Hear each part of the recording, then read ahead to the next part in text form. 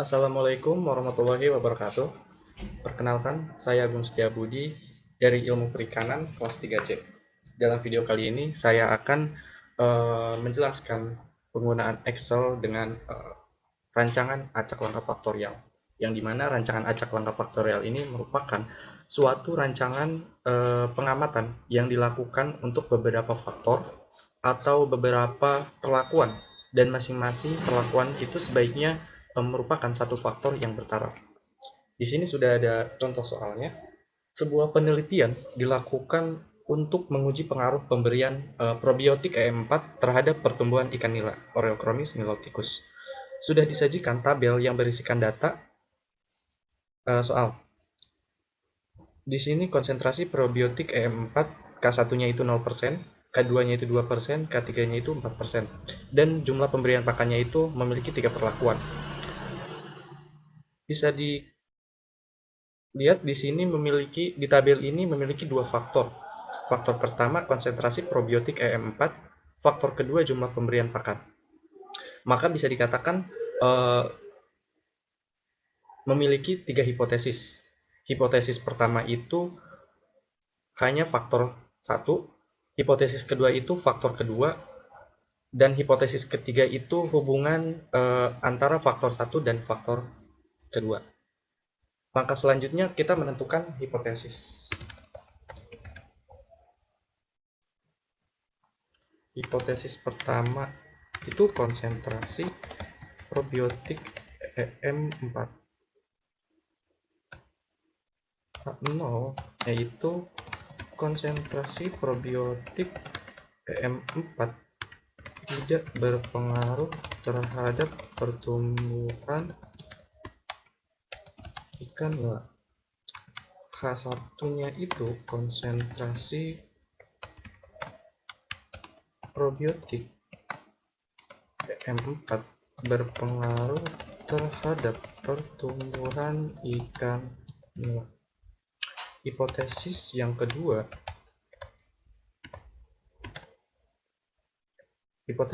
itu faktor yang kedua, itu jumlah pemberian pakan. H0-nya jumlah pemberian pakan tidak berpengaruh terhadap pertumbuhan ikan nila. H1 jumlah pemberian pakan tidak berpengaruh terhadap pertumbuhan ikan. Pakan berpengaruh terhadap pertumbuhan ikan nila. Untuk hipotesis ketiganya itu hubungan atau interaksi antara faktor 1 dan faktor 2. Interaksi antara konsentrasi probiotik PM4 dan jumlah pemberian pakan. H0-nya itu tidak adanya pengaruh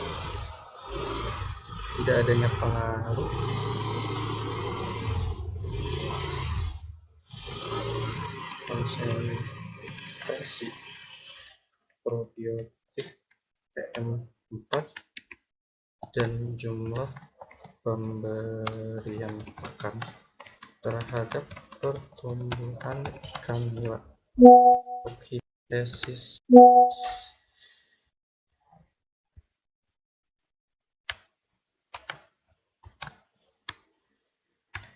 tidak adanya pengaruh.